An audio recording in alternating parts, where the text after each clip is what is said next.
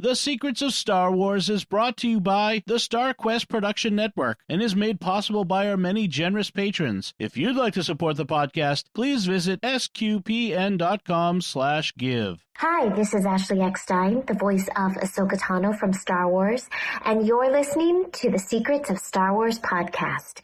May the Force be with you. Hello there. It's a power that Jedi have that lets them control people and make things float. Impressive. Every word in that sentence was wrong. Help me, Obi-Wan Kenobi. You're my only hope. This station is now the ultimate power in the universe. I find your lack of faith disturbing. It's against my programming to impersonate a deity. That's not how the Force works. Force is with me, and I am with the Force, and I fear nothing. Remember, the Force will be with you, always. Yarr! Ye listening to the Secrets of Star Wars, where we talk about everything connected to that galaxy far, far away, from movies to books, TV shows, and more. We're looking at the deeper themes and meanings found in the Star Wars universe. Yarr, today we're discussing episode 5 of Skeleton Crew. You have a lot to learn about pirates. I'll be your host, Quartermaster Patrick Mason, and joining me tonight on the panel is our Captain, Kathryn Laffrey. Kathryn, how are you? Oh, Patrick, you're walking the plank tonight. Yarr, and boatswain Thomas Salerno. Thomas, how are you? Yar, I be hankering for some dogfish tonight, yar. Yarr! Well, we have a lot to learn about pirates, don't we? And to save my voice and throw to voice box, we're gonna switch back to this. And be sure to follow the Secrets of Star Wars on Apple Podcasts, Spotify, your favorite podcast app, or on the StarQuest YouTube channel. You can find us on Facebook at facebook.com/StarQuest, on X, where we are at SQPN, or on Instagram, where we are at StarQuest Network. And be sure to get your official Secrets of Star Wars gear at sqpn.com/merch. All right, cast and crew of SQPN Secrets of Star Wars. What were your first impressions of this episode 5 of Skeleton Crew? Oh, excitement level up to like 10.5. Loved it. Yeah, I thought this episode was great. It ended. I was going to say it ended on a high note, not so much for our heroes, but in terms of storytelling in this episode, yeah, I'm really excited to see where things go next. And I can only say that if anyone out there was really and truly shocked by the heel turn of a certain character, they have not read Treasure Island or seen any adaptation of Treasure Island. Yeah. Yep. Beware the one-eyed cyborg.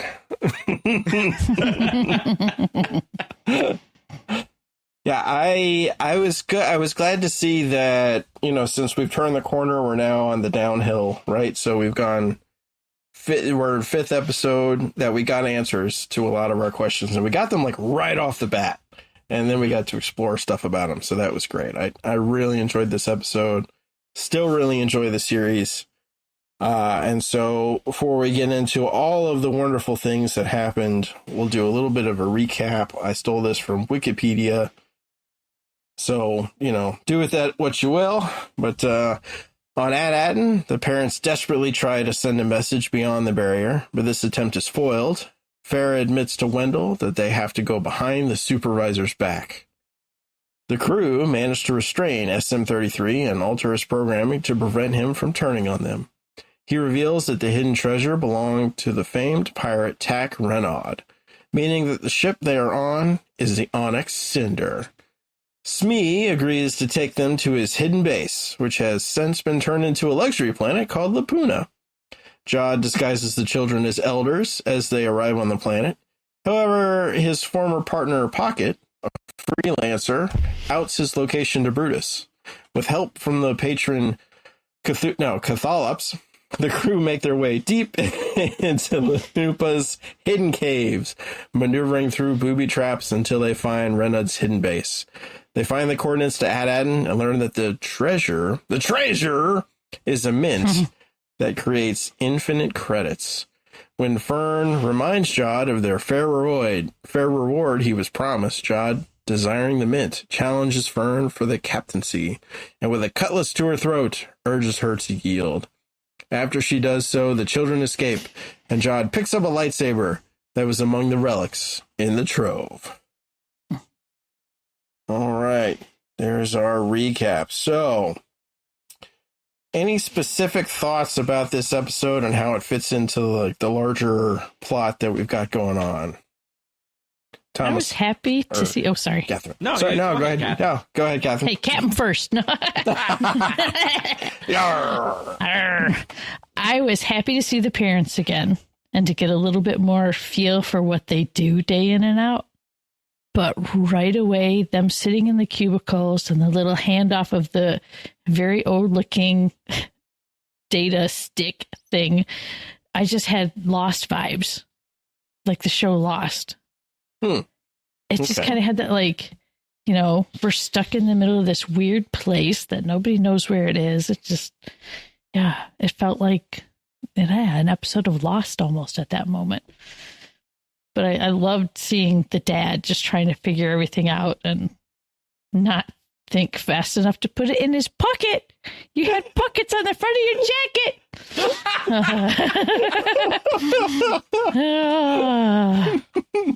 Yeah, that whole exchange reminded me of like every conversation I've had with my daughter about, okay, show me your hand. Show me both of your hands. Same time.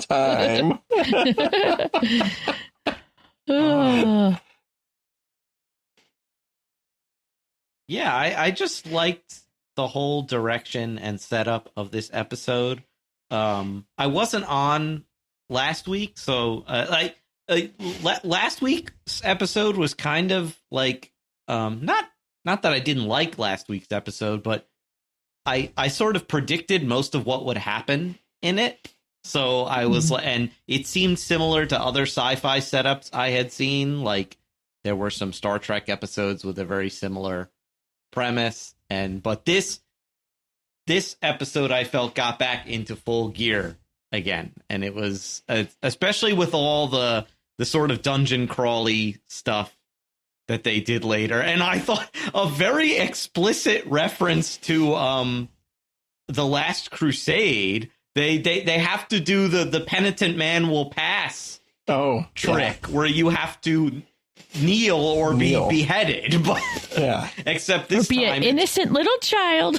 Right, or be too short for the ray shield to like cut your head off. But like I love that. Lots of and even that room they go into at the end reminded me of the room with all the chalices at the end of the dungeon in Last Crusade. And I like fantasy dungeons like this, so that was cool. And I just thought it was funny that the pirate's lair has now become like a pleasure planet. Yes. No kids allowed, or whatever they said when they go there. Yeah. Converted Skull Ridge Mountain into a spa. I'm like, oh man. And that too, Skull Ridge Mountain. Mountain. Yeah. Yeah. I actually really loved the scene with the parents. It had a very 1984 style feel to me. Like that's what it was screaming to me. I really thought, as a person who's worked in cubicles, in and out of cubicles a lot in their life, I thought the semicircular cubes was interesting. Like it was just like, that's the reason that we do it in cubes is for space. And having semicircles, it's like, okay, that's probably a better aesthetic, but like you're using a lot less space in the. I don't know, but it's interesting. All of a sudden, I would just remember. It reminds me of that cubicle setup that Dr. Pershing starts working in The Mandalorian. Remember when they sent him for re-education and they give him a job and he's working in that soulless cube farm, where he has to conform to the new ideology and whatever. And now that I think about it, this is not the first time we've seen that in Star Wars. Recent Star Wars, anyway. Mm-hmm. Yeah. And you have the supervisor, right? Big Brother, who's watching through all of the droids that are effectively walking cameras. Mm-hmm. And it's interesting that to me, that's kind of an interesting callback or a parallel, because we don't know who the supervisor is yet. I have a theory, but maybe I'll get into that later. Mm-hmm. Well, I figured we would spend the last 10 minutes just wildly speculating on whatever we want. Okay, yeah. So, yeah.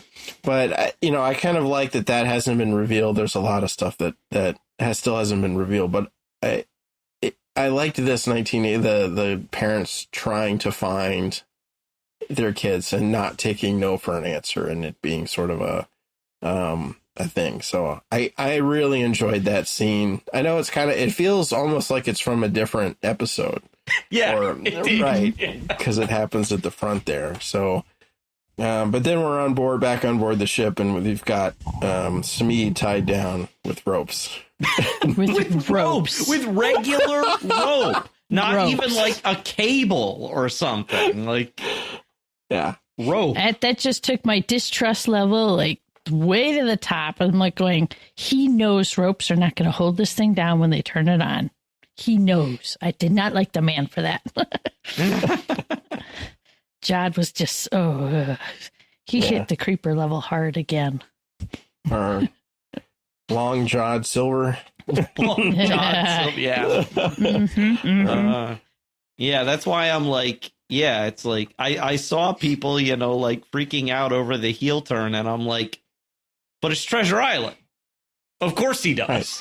Right. We all knew. I get it, because I think a lot of people thought the Smee thing that happened in the episode prior was the heel turn, right? But I think the rest of us were like, no, it's gonna be the pirate captain, right? Yeah, it has to be This series makes no bones, pun intended, no bones about where it is taking its cues from. And it is taking its cues from every adaptation ever of Treasure Island and stories pirate stories like that. So it's in a way that's fun, because you want to see how it plays out in a Star Wars context. But the major beats that should happen. And so I really like how it was executed in this, how Jod turns from vaguely sinister but sometimes friendly to just villain. He flips a switch and he becomes just I felt that Jude Law's acting was very impressive there. Once he turns that switch on, and goes full on ruthless pirate, that was very impressive to me. And as we're recording, I think today is Jude Law's birthday. Oh, well, happy birthday. Happy birthday, Jude Law. Happy birthday, Captain. He's the Crimson. What are his names? He's Jod to the kids.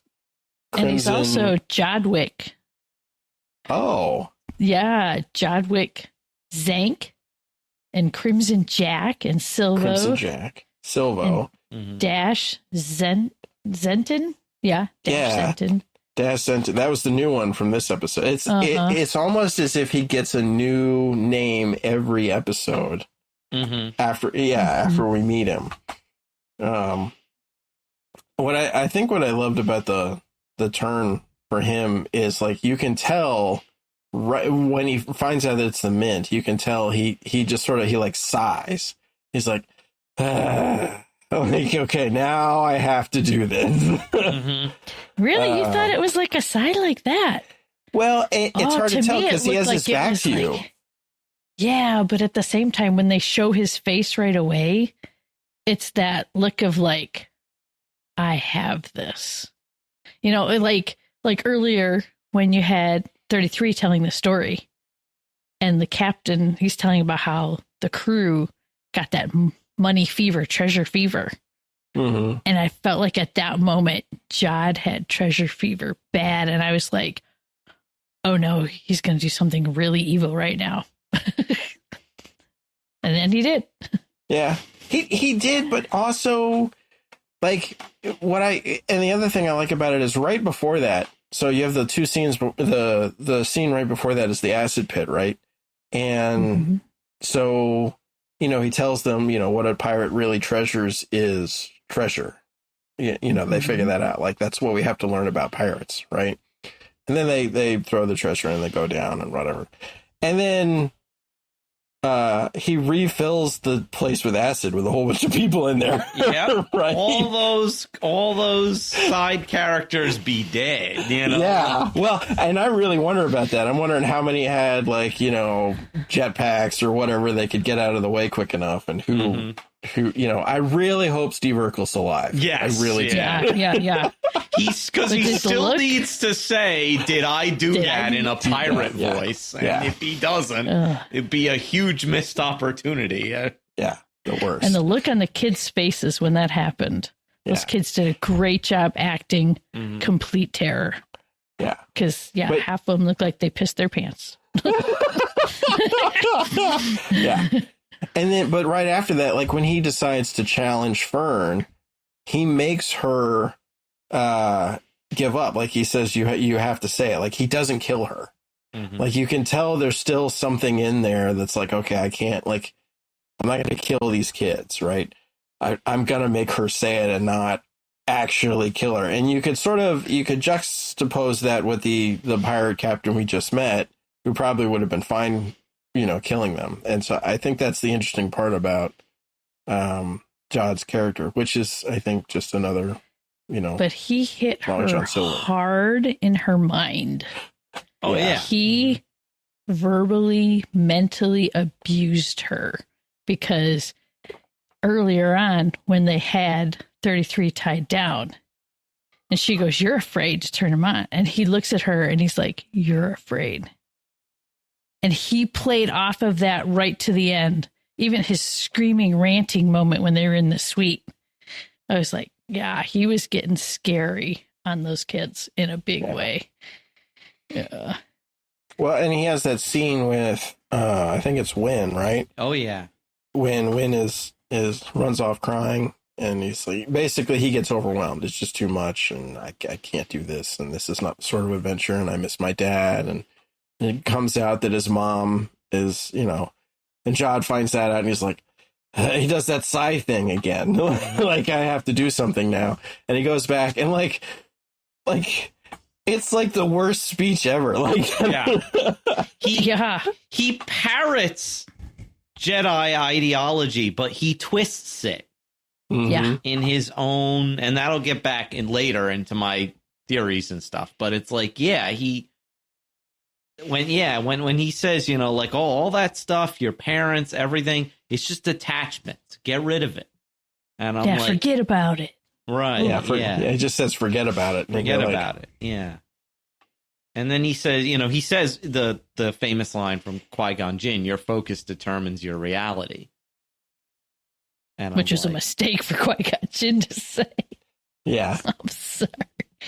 That's why Anakin got so messed up. But it's like, but it's like, I felt that whole scene both earlier when Smee's telling the kids the story, and like that whole sequence is, and then his later talk with Wynn, you reveals different sides of him, because like I love earlier when Smee's telling the story and tells how when, you know, to get rid of his mutinous crew, when they're crashing onto the planet, the captain turns off the inertial dampener so all the crew goes splat. And Jod's just like, ha, ha, ha, ha, ha. And I'm like, okay. I'm not saying I laugh too, but but he's probably imagining doing that to his own mutinous crew. Is in that? Yeah, don't give him any ideas. Yeah. Okay, I have to say one weird thing because Smee's telling the story about the captain being stabbed by his concubine. Mm-hmm. I thought the first mate was. See, that's what I thought too. It sounded like the first mate was stabbed, but when he said the first mate stabbed the captain in the back. Okay. But I think he meant that metaphorically. Well, the first mate turned on him, but the concubine, whatever, stabbed him in the chest. Mm-hmm. Something, and he never was very specific. But the thing that was weird that was the skeleton that we saw in the first episode with the knife. With the knife through his chest. And that's the knife that Jod now has. Yeah. But the thing that was weird is when we first see 33 and he's captain, looking for the captain. And Fern says, I killed the captain and threw him on an airlock. Did he not remember this whole story that whole time? Because otherwise he's fine with thinking that Fern's the concubine. I don't know. It's just like, we already know that his memory circuits are being eaten by that thing that lives in his head. So I think the crazy rat. I think his memory is faulty at best. I believe Smee is an unreliable narrator at best. At the best of times. Yeah. Oh, but yeah. So I thought that was odd. Yeah, but and I like the introduction of Kathryn. You finally figure out whose ship this was, right? And it turns out it's the Flying Dutchman or Blackbeard or Davy Jones version of this Star Wars Galaxy's version of the most famous pirate of all time. Mm-hmm. And his ship, the Onyx Cinder, which is, I gotta admit, that's a pretty cool name. I fully expect there to be some drink of some kind in the Galaxy's Edge portion of Hollywood Studios at some point with that name. If you've never been to the bar there. No, I haven't been there at all. So and it's the one Lego set I might splurge full price for. What, the Onyx Cinder? Oh my gosh, because it comes with all the kids and little Neil is so cute. Oh, it does?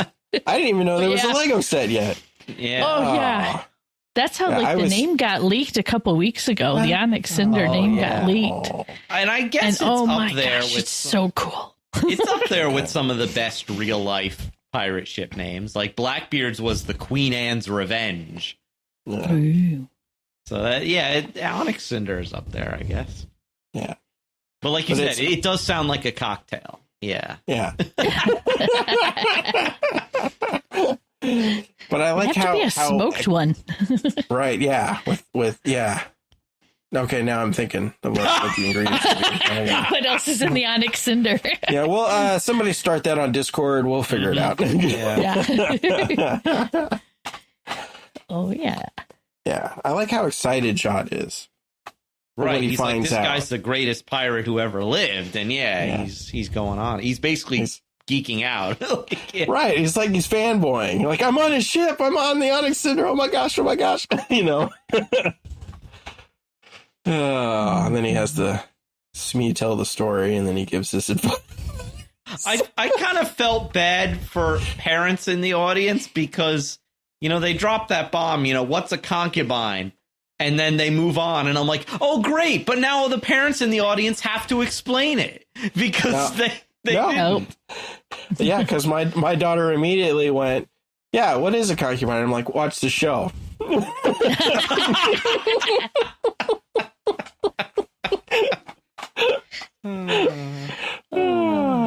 Yeah, I'm not explaining it. I would have said a really bad girlfriend that he should have dumped.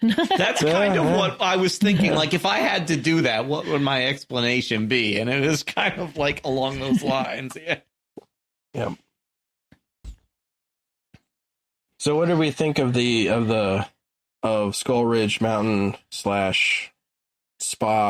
Lanupa? It goes my many names. Oh, yeah, that was great. That was some great just line drops, and the timing of everything between Jod and SM33 was just, it was so funny. It was so quick. I love quick-witted like dialogue like that. Yeah.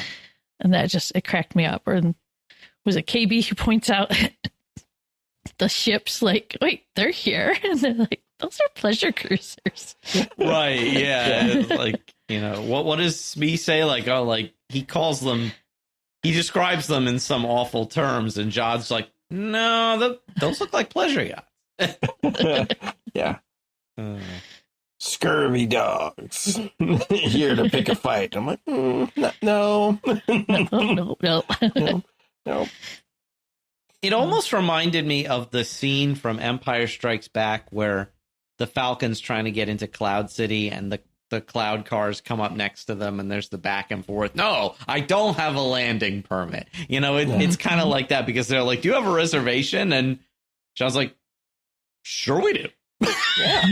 Yeah. They just bluff their way onto this planet, you know. Like, and the kids talking in the background was like, if your phone attaches to your car radio and you're trying to have a conversation and the kids are all jumping in on the conversation in the background, you're like, shush. So shut up. They put the restraining bolt on Smee so he doesn't hurt anybody.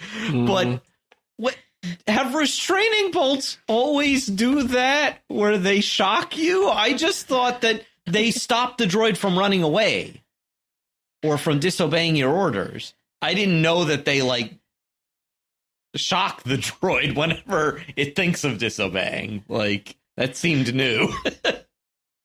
What's those little programmable computer things, the Raspberry Pi or whatever? We can make little tiny computers. Yep. It must be programmable like that. But oh my gosh, some of the best scenes. Every time he's like, it's like, oh, I gotta kill you. What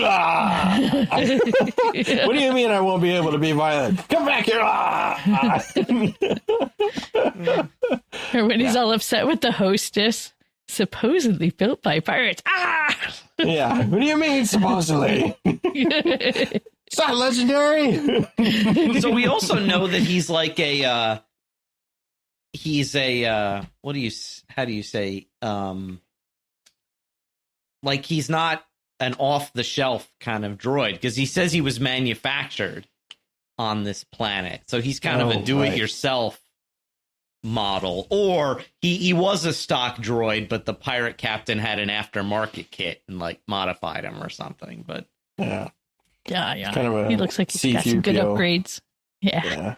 Right, yeah. Or it's like from Legends C-3PX, where you take the stock protocol droid model and put torture and bounty hunting devices in it, and you've got yourself a killer protocol droid. There you go. Yeah. Yeah, I love the interaction between him and the hostess, especially when they're at the counter and after he has I really love the encounter with Pocket. Oh yeah. And where you learn he has yet another name. Mm-hmm. And there's yet another group of people he screwed over. It's almost like to get away from his problems, he just invents new identities for himself. Mm-hmm. You know, whenever he has to flee from the last group of people he swindled or whatever, you know, he takes a new name. And the kids, what'd you do to her anyway?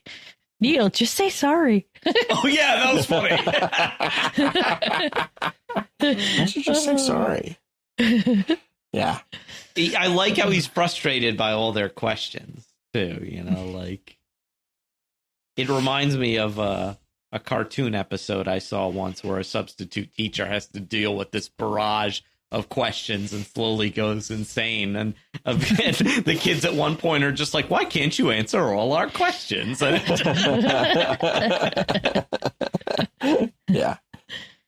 Yeah. Are you listening? Yes. He's like, they're dangerous bounty hunters. Come right. What did you just say? And like, did you hear what? They're all pillow fighting on the bed, jumping on it. Of course, because like they're kids. I know that they immediately do that. Yeah. It is funny how. And have you guys seen any of the interviews with the child actors? Because they seem to have the same chemistry among themselves that in real life that they do on the show. So it seems like it was very natural for them. So that's good. I mean, that makes it easy, right? It's an easy way to pull that kind of a thing off. Mm-hmm. Oh. But yeah, so we have the spa now converted into, or the Pirate Slayer converted into the spa. Yeah, and they managed to those get acid into it. Pools are mud baths now. Yeah, that's right. There was the hut there who eats the attendant or something instead of taking the towels. Yeah. He says the poor little guy's like, not again, not sir. Again. And it's just like, oh no. I'm like, I don't want to think about that too hard. Yeah.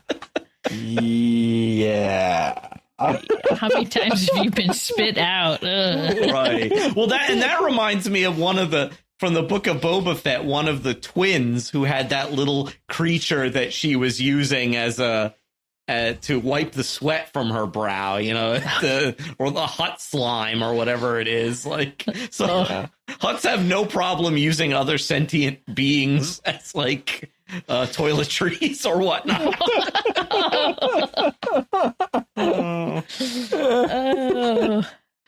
Need you to get. I've got something stuck behind my molar. I need you to go pick that out. My arms are too short. I can't get it myself. Yeah. Oh. Huh. Gross. And it's in that scene when they figure out they have to follow those pipes to get to where they're going. Yeah, the mud pipes for them because the acid pits for dissolving bodies are now mud. Yeah.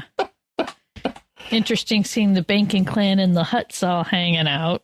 Mm-hmm. Right, what the kind banking of conference clan is that? at a summit on the planet. Yeah, and I like how the banking clan survives no matter who's in charge of the galaxy, because any government needs money, and so the banking clan is always going to exist.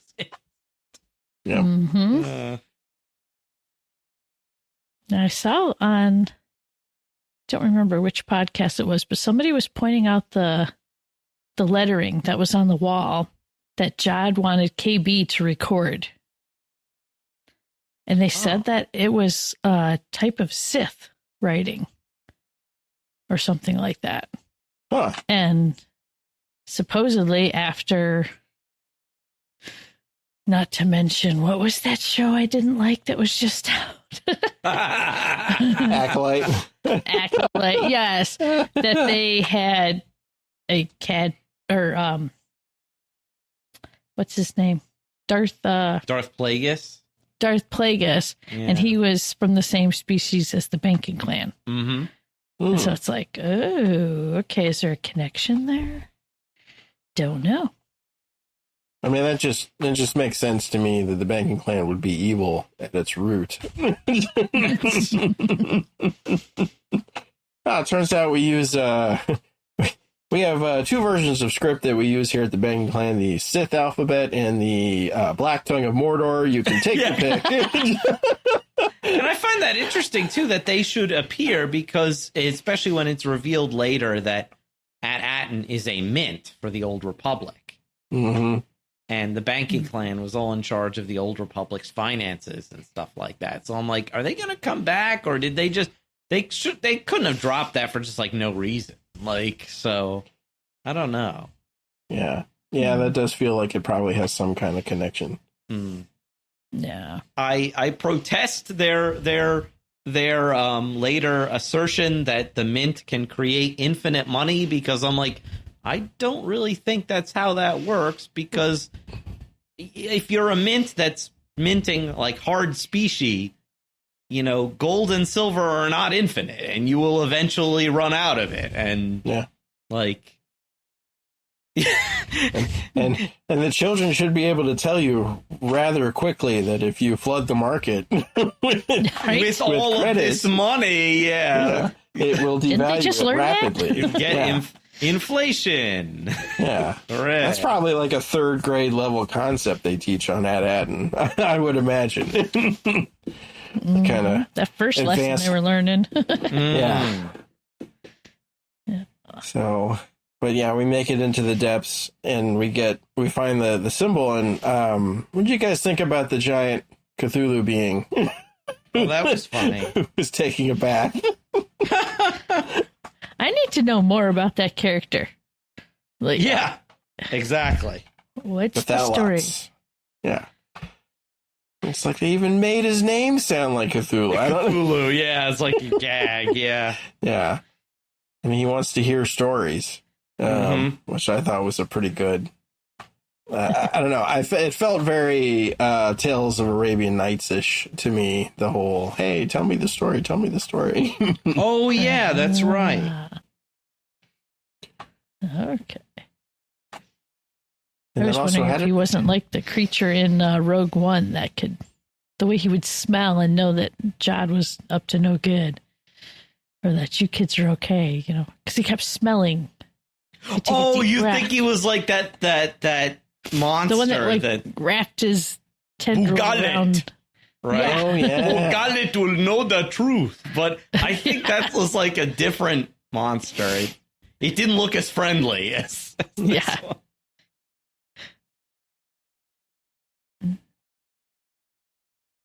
And then we get what did you guys think about the traps and the beginning of Indiana Jones movies? Yes, yeah. It was very Last Crusade, yeah. Mm-hmm. I appreciated that. I mean, once he said, watch your step, I'm like, okay, who's going to step in it? Yeah. Yeah. And who was it, Neil? That ended up stepping on the laser beam? I think it was Neil, yeah. Yeah. And the Jod and Smee end up ducking quick enough, and it's just like the kids don't even react. It just goes right over their head. Right, yeah. So would have been funny if it would have buzz cut Neil and Wim. Oh, just gave him a little trim off the top. Of the top, yep. A little Chaucer there. That would have been great. Tell you that other trap, I'm glad they didn't run into that, the repulsor lift that the guard came across. I was like, okay, what's he looking at? Throws that stone, and then you see the skeleton up there in the spikes. Oh. And the sound effects were way too good in surround sound when he took the bullet and then went up. It's just like, okay. Hey, guys, I figured it out. Turns around, gets shot, and then whoop, squish. Yeah. And just why? And the acid trap. I really love the acid trap scene because the kids, they're all, Smee puts his foot in, right? And they don't ask Smee, how do you get through this? Because why would you ask the robot who knows? But, they're trying to figure out the riddle that they find, and then, of course, it's KB, I think, who finds it, if I remember right. Or did she say life at first? Well, she's the one that finds the writing on the top of the chamber. But they're all like, oh, yeah, life. Life is the most thing. And I just love Jod on this. He's like, you guys don't know enough about pirates. Yeah. Especially when he uses it later. Ugh. Mm-hmm. Yep. Well, and I like that as the title. The titles have been so good for this series. And I'll say it, as many things about the Acolyte I had problems with. The titles were very good for that show. But the titles have been so good because this is all about, it's set up as this learning about this, Blackbeard, Tack Renon. him and the pirates in general. But what you're really kind of learning about is Jod as a pirate, and like what that really means. Like he's really a pirate. Like, you know, we've finally gotten to the point where there's absolutely no shadow of a doubt. Yeah, he's a pirate. He's got like 7 names. He's won it all across the galaxy. And what is important to them, and the ultimate importance is the treasure. And that's where we get the scene, you know, where he ends up betraying them. How do we feel about there being a pirate's code in Star Wars? That's kind of weird at first, but I'm like, I guess it fits. Yeah. We've seen enough pirates that they have to have a code. And then I was trying to remember if there's a bounty hunter code too. Yeah, we've heard a code talk before. It did. Oh my goodness, my most favorite pirate from Rebels. What's his name? He always has a little turtle shell on his head. Hondo Tanaka, yeah. Yeah, and I feel like Hondo had a lot of sayings that felt code-like.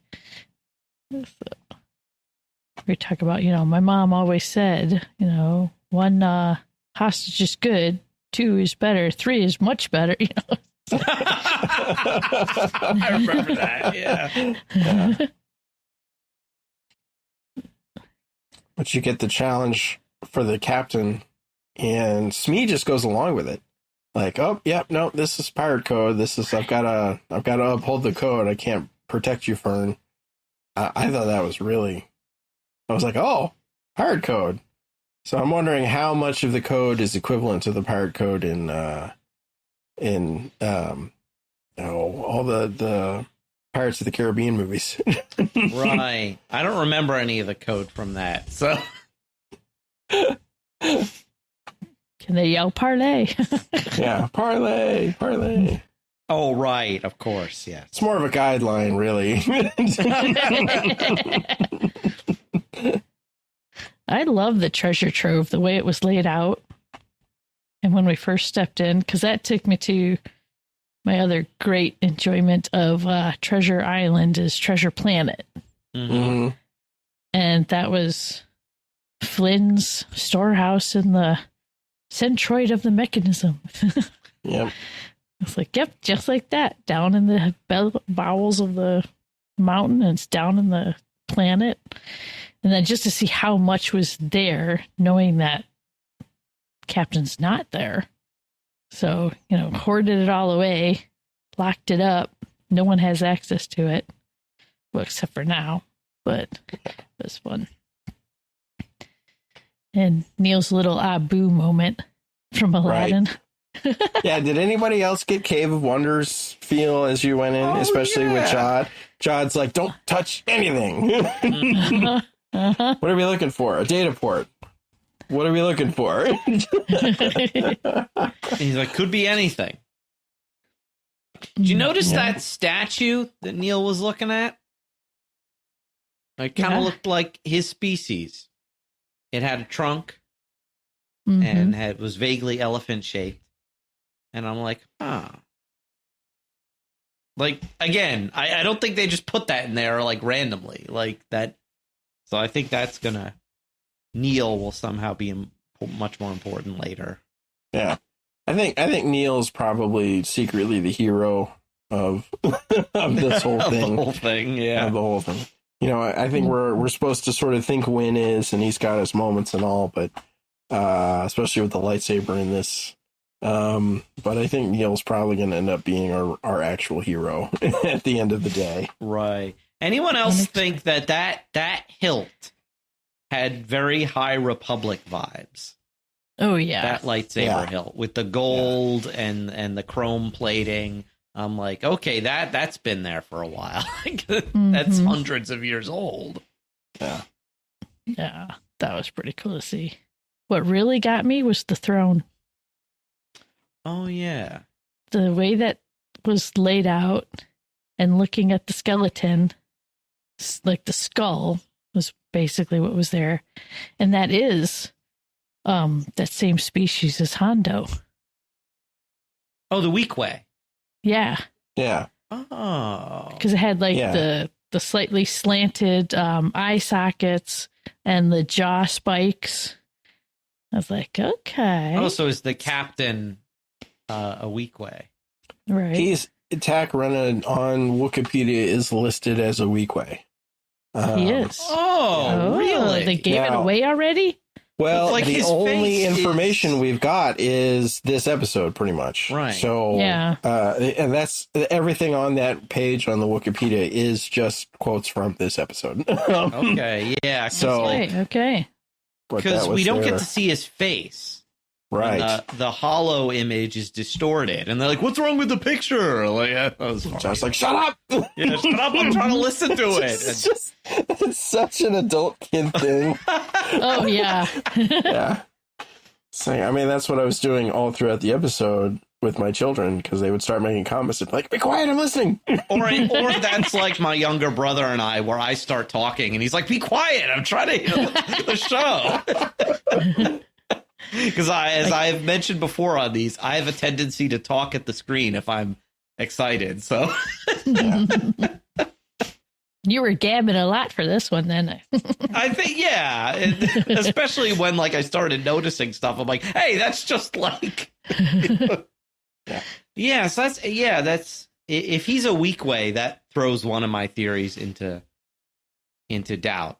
Because I thought maybe the captain was the same species as Neil, actually, was my other theory. Yeah. It does bring up a question, though, like why mask who he is at this point, right? Yeah. Because if there was no story purpose, I assume they would have just given us a hologram, like a standard normal hologram. Mm-hmm. But Jod doesn't seem to care that much. Or he maybe he cares more about the information. Yeah. Yeah. But I do think it's probably going to be important at some point that we don't know who he is, so there can be some kind of reveal. I want to go back and watch when Wim goes through the captain's quarters again, just to see all the little details. There's probably some little clues just spread out there. I mean, besides his hat that Wim was wearing when they were the wise elders. Yeah. A funny thing about the weak way species from Legends. I don't know if anyone here has read Tales from Jabba's Palace. Yep. Oh, no. Do you remember the weak way religion? Yes. The great Magic god Quay? Yes. They basically consult a magic sortilege. They consult a magic 8-ball for all decisions in life. It's called the Great God Quay, and they shake this thing and they get ambiguous answers. Yeah. Do they describe what it looks like? Yes, but I can't remember. It's not a sphere. It's like a tetrahedron of some kind. Yeah. Oh, because they had that one that they zoomed in on in the previous episode. Oh. When Jod was stealing their money to buy those animals back. Oh, yeah. They zoomed in on this ball, and it looked like it had little windows on it. Huh. So I was like, okay. Because, I think that was something that Wim might have picked up out of the captain's quarters. Oh, okay. Because I always thought they're never going to bring that concept back because it's like borderline offensive almost. So. Yeah. Well, I love in that book because like they use it to find one of the thermal detonators that's been hidden on the barge. Yes. But like if you read that whole book, you find out there's like 9 of them. On there. Mm-hmm. And so the reason it explodes so much in that scene in Return of the Jedi, Return of the Jedi is because it's just chock full of thermal detonators. Yeah. And isn't it like at the very end he's like, great God Quay, should I throw this thermal detonator away? And it like gives him an ambiguous answer, and so he blows up or something. It's like, an entire religion based on sortilege. It's like, no. And Thurum. Or Thummim. But like take it to like an extreme. Everything. Every decision is based off of this. Like, please don't do that. Don't do that. Yeah. But anyway, tangent, but it's like... Yeah.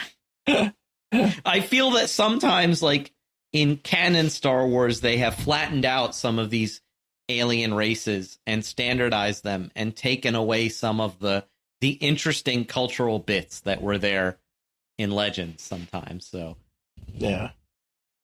There are things that are easier to get away in a book. That's also true. Yeah, that is neither canon nor not canon. It's canon until they override it with something that completely contradicts it, basically. Yep. Oh. Well, were there any other plot points or interesting tidbits in the show that you wanted to make sure we talked about? I want to know where that trap door leads to and who's going to save the kids. Yeah. All right. So that sounds like wild speculation time. Here be speculation. Here be monsters. Yeah, you go first, Kathryn? Yeah, well, the first thing I was wondering, as soon as the kids fell, first of all, I was proud of Wim for like, okay, here's our way out, way to pay attention. And then the first thing I thought of was, is KB going to contact Kim? And somehow she'll save them. Oh, yeah, because they set that up earlier. Yeah. They did set it up if you're ever in trouble. So there might be, Kim coming back, which I love her. She's one of my new favorites. So Mother Algra. Interesting. Yep. Or the X-Wing. She might send the X-Wing pilots. Yeah. To help them. Possibly. Yeah. So. Which we'll get another Dave Filoni Trapper Wolf cameo, I'm sure, if we... That's okay with me. But you, and Thomas. I want to know what color that lightsaber lights up. Oh, yeah, they cut away right before it ignites. Yeah. Okay, so I got to ask you guys, in my understanding is the color of the lightsaber depends on who made it, not on who the user is. Is that not how? Yes. Okay. They do it the other way, like of the user in the Ninth Jedi, but that's not canon. So okay, and then we have in the Acolyte where what's her name like turns the kyber crystal red. Like while she has it.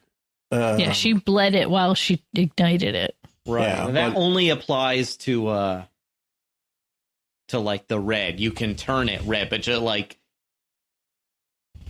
Or now I think I've got the details mixed up because you can bleed a normal like lightsaber red. Yeah, but I think and they can be turned back because Ahsoka took lightsabers off of that thing that was hunting her down. What are they called again? Oh, the Inquisitors. Yeah. She took the lightsabers off of an Inquisitor and turned them back. Right, she made them that white. pale white. Yeah. Yeah. Because I think like that you can initially like, or the color of the kyber crystal that you find is dependent somewhat on your personality or something. Or does the crystal find you? Or does the crystal? Right. Yeah. But it's not like if you hand your lightsaber to another Jedi, it's going to ignite a different color. Right. Like it doesn't work that way. Because when Win ignites it on his shoe, because he's holding it upside down, it's like almost took his foot off. Yeah, I was like, when I saw him holding it, I was like, oh no, he's gonna cut his foot off. What color was it? It went so fast, I missed it. I thought it was blue. Okay, that's what I thought I saw too. But it was so quick. But that's my thought. Like, why cut away when Jod's about to ignite it? Because it does set up this tension. Right, of this, well, is it supposed to be? Is he going to turn it red? Is it, like, what is it? Yeah, so that's why I wanted to talk about that, because I wasn't sure. I was like, I thought, like, that it just was its color, and unless you did something to it. But also, bleeding a lightsaber takes intent. It's like a dark side technique, and you have to want it, basically. Yeah. Can Jod get much darker? My goodness. Right, but you also... We're children, kind of you're adults, you can't do this. But it's also kind of like a Sith technique, too. And it's like the Sith are their own kind of evil, in my mind. Because they have their own ideology and their own, which makes them different from, like, your standard, like, rogue evil Jedi, No. It's like, because the Sith have their own dogma that they stick to, No. And even among themselves, there's the extremists, like the Bainite Sith, where they do things one way and they don't accept Sith who do it any other way. I found an interesting parallel between the life of Jod and the life of Kanan Jarrus. Yes. Because Kanan is like this Padawan who now has to take care of himself. And if it wasn't for him finding Hera, I don't think he would have turned out the way he did. Because he was skirting the edges of doing the right thing and not the right thing. Oh, yeah. If you read A New Dawn, it's very clear he was going in the wrong direction before he met Hera. Yeah. Mm-hmm. So now you've got Jod, who seems like a temple flunky from the way he talks. He's like, seems like a dropout. Like after the first 3 days, they let him go. But it's like, yeah, he's definitely gone the wrong way, because it's not from, not having attachments so that you can take care of all to just forget them. Not have attachments so you can just be selfish and do whatever you want. Yeah. Yeah. It's like, but I wonder too if it's almost like, if maybe like he had a master who was like really cynical because of the war or something like that. Like I was thinking of the sense, like, we've seen, not just in the shows, but in the books and video games and stuff, various Padawans who grew up after Order 66 having to fend for themselves. And most of them, like Kanan Jarrus, Cal Kestis, a few others, turn out all right for the most part. But it's like, there but for the grace of God or the Force go I, and it's like, I think it's interesting if this is where they're leading us, to see a Padawan who essentially became a pirate to survive, and buried most of his Force abilities, didn't use them openly because the Empire would be looking out for that. So, yeah. I mean, it strikes me a little bit because what we got in Acolyte was Osha had washed out, right? But she was over a certain age when she washed out, and she had to go into what was essentially a legal profession in order to fend for herself, because she had no quote-unquote transferable skills, right? Right. Like, when you wash out of the Jedi Academy, you don't get a certificate that says, well, you got an associate's degree. Like, it qualifies you for entry level at such and such job. I because of Jod's age and the time frame, I kind of feel like maybe he was one of those who washed out, and then Order 66 happens, and you're like, okay, well, I got to disappear. Because I don't think he made it to be that old. I don't think he made it to the level of apprentice. Yeah. I don't think he was ever given a master. The way he talks, he only does the basic stuff, and he knows the basic platitudes. Mm-hmm. And he doesn't even quite say them right. There's something behind the way he says it that it's like he doesn't quite get it. Yeah. It's like any kid I've had in class when I was a teacher that just sat in the back and never really listened. It's like, this is what you said, right? It's like, nope, not even close.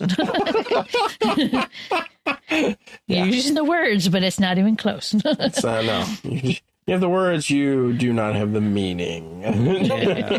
Jod, I guess, in Little Jod in temple training, never his mind on where he was. Like he was not imbibing the correct spirit of. Still hear Yoda now. Back on my head. Green little guy. Because it's the thing. Yoda been 900 years old. He's been teaching how many generations of younglings? Yeah, like everybody has Yoda for like their first year instructions. Elementary lightsaber. Ooh, ooh, ooh. Oh yeah. Use your feelings, you must. I'm like, yeah. So we figure the kids are probably safe somehow, right? Somehow, although what a risk, because they don't know where that pit goes. There could be spikes at the bottom. Yeah. Well, and that's something I was thinking about the whole time, because like he seals the doors up, right, to keep the bounty hunters and the pirates and everybody out. Steve Urkel out, who want to get him, and then fills it with acid. And so you're thinking to yourself, there's got to be a bolt hole. There's got to be a way out of this place to get out. And so where is that? In case you're the captain, you turn it on by accident. Right. Yeah. Or your crew mutinies or whatever, and you get trapped inside, or whoever finds you. And so I had been thinking that to myself, and I was like, I wonder where that is. And they activate the drop, and I think, oh, that's a trap. But then later on, I'm thinking, now maybe that's one of the ways out. Maybe that's not the only way, but maybe that's one of them. And I'm wondering where it goes and how that's going to go. Oh, yeah, it could be an escape route and not a trap. All you have to do is sit in that chair and it just... Yeah. Reach for the Christmas roast. Yeah. Right. Yeah, I love Neil. All this other food is rotten, but this one, and I love the food is rotten, which means that there's been no bugs or there's no like mice or anything to eat it, unlike the ship, which was full of mice and still is space worthy. Sorry, let's just keep going back to that. I'm like, oh right, yeah. Well, it could just be living in the nooks and crannies of the ship. Ugh. Like in Ratatouille, when the old granny finally blows the hole in her ceiling and all the rats come falling out of her attic.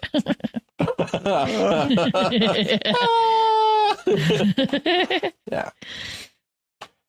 Yeah, I wonder too if Captain, the famous captain, can't remember his name now. Tack Renaud. If he's not dead, Tack Renaud. Here's my wild, out of left field speculation. Because they say the captain, he got to Atten, he knows where it is, he killed all his crew who knows. By the way, which is just what Captain Flint does in Treasure Island.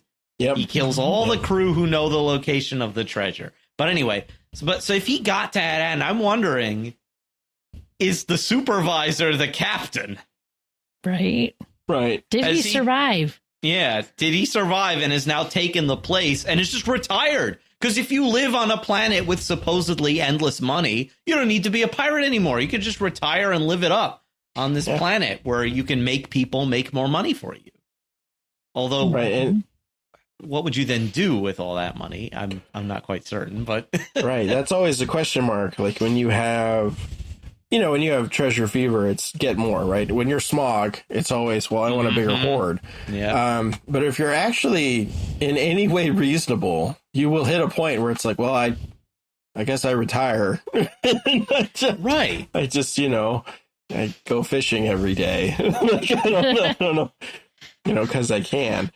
I do have that thought in my mind, like the whole reason the ship was never found and that it's a restricted area and that they won't breach the other thing is because Tack took over as the supervisor, and whether or not he's still alive, that would be a real question mark in my mind, because he's supposed to be a legendary pirate. I mean, how legendary are we talking? Like, are we Old Republic legendary? I mean, what? Well, given that there are aliens that can live close to like 1,000 years, I wouldn't put it past them to still be alive or being kept alive by some machinery. Like, who knows? Yeah. Worked for the Emperor. Exactly. Yeah, that's true. So somehow Tack survived. Somehow. Yeah. I don't know. Here's my thought. I think he might have put the first mate in his clothes so that his concubine would actually kill the first mate. Oh, and then he gets maybe he injects or takes a little safety pod escape out of the ship. Right. And I still so don't that way it could crash, make the gouge. I still don't think we need to take Smee's version of events literally. Because he's such an unreliable narrator at this point. I don't trust anything he says. He tells great stories, though. Yeah, he definitely does. Yeah. I felt like one of the little kids watching, going, "Oh, what's the story?" I'm still wondering too if, like, because this is in the same sort of Mandoverse time frame, where they've clearly been setting up for things that happen later in the sequels. And I'm still wondering, and my brother and I were discussing this weekend, that, like, the First Order needs to get money from somewhere, or it can't build all that stuff. So, are these legendary planets, mint planets, with all this money, going to be part of the explanation for how the First Order seemingly appears out of nowhere with all of this new equipment and super weapons and all that junk, like... Yeah. And don't get me started. My brother and I have talked about this a lot. Don't get us started on how the Empire would have eventually bankrupted itself anyway, printing all that to construct 2 moon-sized battle stations. Yeah, I remember that being like a plot device used in multiple extended universe books, or Legends books, I guess now, about how the Emperor or the Empire was effectively bankrupt by the time Yavin was over, and the fact that they did Endor was like making the whole thing crack at the edges, and built at least a dozen superstar destroyers, which are not small projects. Like that they're essentially, devaluing the Imperial currency to create all of this crap, and it's like. It's almost like if the rebels had done nothing, the Empire would have collapsed on its own with, no money. Sit around long enough. It's all going to come apart at the seams on its own. Well, the sequels did bring in one thing from the Legends, and that was that the Empire, in order to continue, was stealing children to train them as stormtroopers. Right. So it was like, okay, when I saw that they brought that into sequels, I was like, yep, that's how messed up they got. Yeah. They just couldn't sustain it. Yeah, I am very interested to see, we've got 3 more episodes, how they're going to wrap this up, what they're going to do. Because, I figure Jod is, at this point, he's going to be sprinting with Smee to the ship. And then I assume him and the kids are all going to end up back on it somehow. But I don't know what that's going to look like. And I don't know if they're going to make it back to AT-AT before the final episode, or if it's going to be a final episode thing. That's my question. What's really awesome is KB saw all that information for how to get home. Oh, yeah. She's got it. So she knows how to get home. So it's like, okay, they can have a race to the end to get there first. So that could be exciting. Big finish. Yeah. They could, and maybe the kids get back to the Onyx, but Jod and Smee steal one of the other pirate ships. Right. Yeah. And how does Brutus fit into all this? Because besides the first couple episodes, we haven't seen him much. And I wonder if he's going to be, besides him being in hologram and stuff. So I wonder, like it's going to be kind of a 3-way thing between, you've got the kids, you've got Jod, and you've got Brutus as kind of the 3 people all trying to find this treasure planet, Yeah. And then what happens when they get there? What kind of Big Brother is Big Brother? Exactly. How fortified is the mint? My only one crazy thought is that Wim's mom is the supervisor. And nobody knows. Yeah, that'd be pretty... Wow. Well, and that did occur to me too. The reason she disappears. That's... because as my daughter, she's like, well, she's dead. And I'm like, we don't actually know that. Nobody has said that. No. Nobody has said she's that. Yeah. Gone. And as this show has taught us, what people say and don't say is incredibly important. Mm-hmm. I can't say I don't remember. No, it's like what people say and how they say it is important. But Wim's dad still had his wedding ring on, so it was a good relationship at least. Yep. Mm-hmm. Well, I think that's probably enough wild speculation. Speculating for this episode, but that's it for Secrets of Star Wars. Until next time, we'd like to take a moment to thank our patrons who make this show and all the shows on Star Quest possible, including Matt B, George C, Phil F, Colleen N, and Murrow O. Their generous donations help us to create the Secrets of Star Wars and all the shows here at StarQuest, and you can join them at sqpn.com/give. And now we'd like to hear from you, our listeners. What are your thoughts on Episode 5 of Skeleton Crew? You can let us know by sending us an email at starwars@sqpn.com, on our social media pages, or by leaving a comment on our channel on the StarQuest Discord server, which you can find at sqpn.com/discord. Well, until next time, Captain Kathryn Laffrey, thank you for joining me. I can't even say anything. You got me laughing so hard. Till next time. Shoot. Boatswain Thomas Salerno, thank you. May we meet again wherever the wind may take us. And once again, I'm your quartermaster, Patrick Mason. Thank you for listening to the Secrets of Star Wars on StarQuest. Yarr. Yarr. Yarr.